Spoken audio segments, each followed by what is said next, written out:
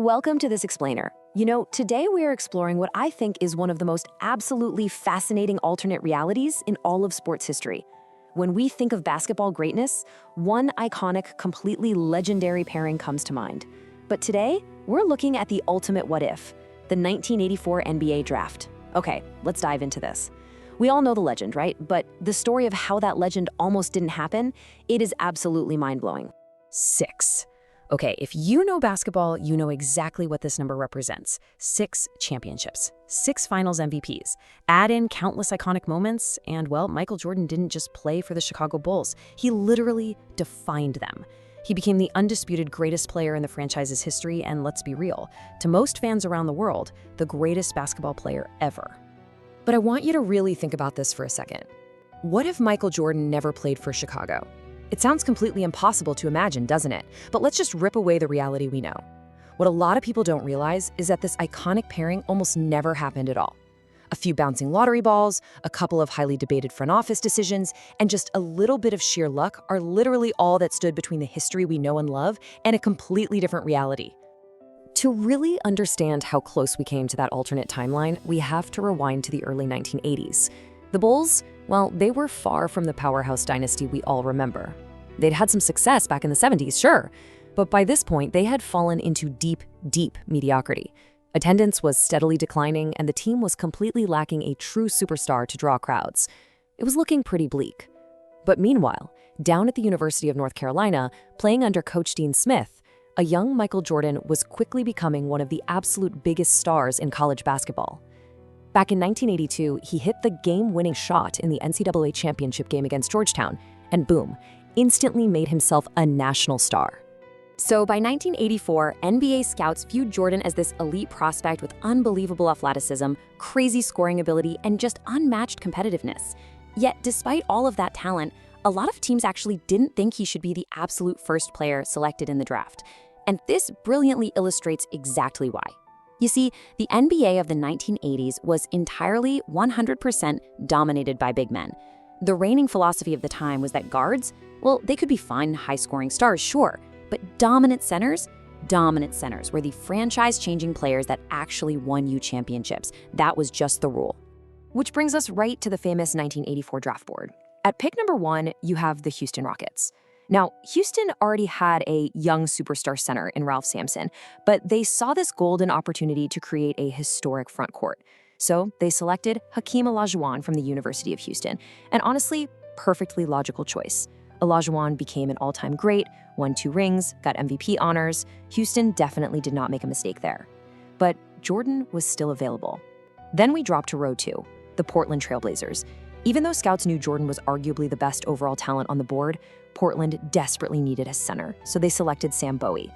And down at row 3, the Chicago Bulls, who honestly could probably hardly believe their incredible luck, essentially hit the mega jackpot and selected Michael Jordan immediately. Now, I know it's really easy to look back today and kind of laugh at Portland, but at the time, the prevailing wisdom was crystal clear. Teams needed centers to win championships. Portland's front office genuinely believed they already had enough talent at the guard position. They felt a big man was the absolute missing puzzle piece for them. And Sam Bowie was a very talented center from Kentucky, even though injuries had already started affecting his college career.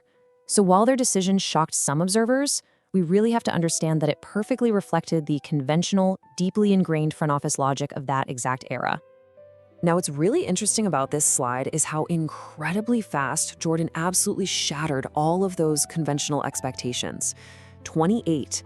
That is how many points per game Jordan averaged right out of the gate as a rookie. He didn't need years to develop. He stepped onto the hardwood and instantly transformed the franchise, easily coasting to win Rookie of the Year. And the thing is, he wasn't just putting points on the board.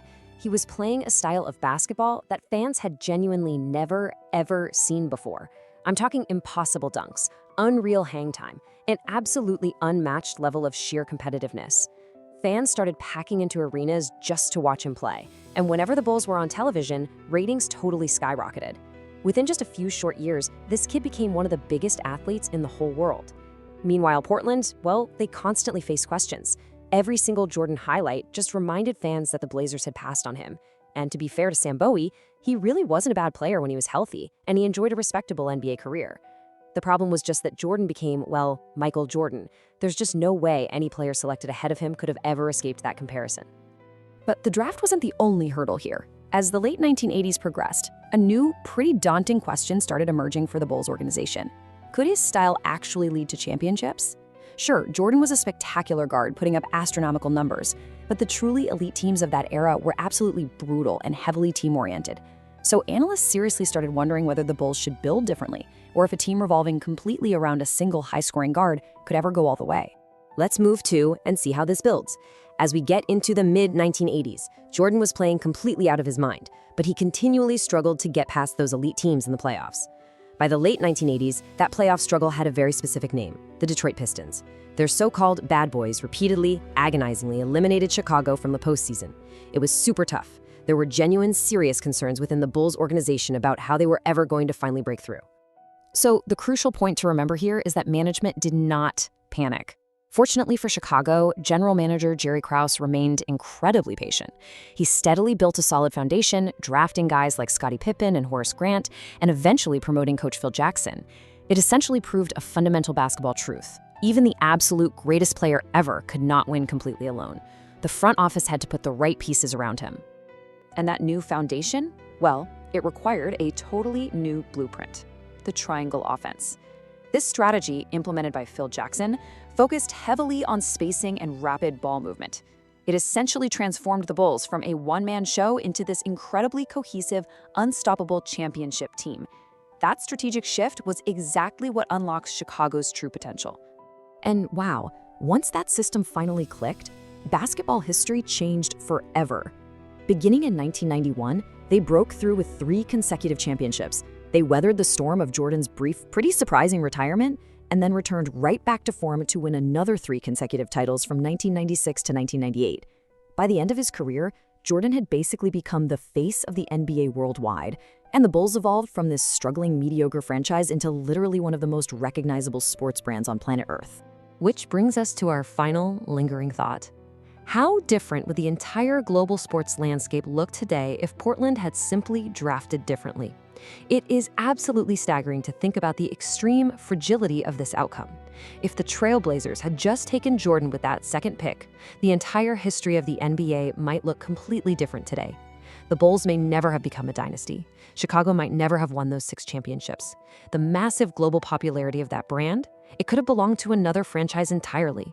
Instead, the 1984 NBA draft remains one of the single most important moments in sports history, because 2 teams passed on him before the Bulls finally got their chance. And because of that, basketball history was rewritten forever. So, what do you think? How much of history is just waiting on the completely random bounce of a lottery ball?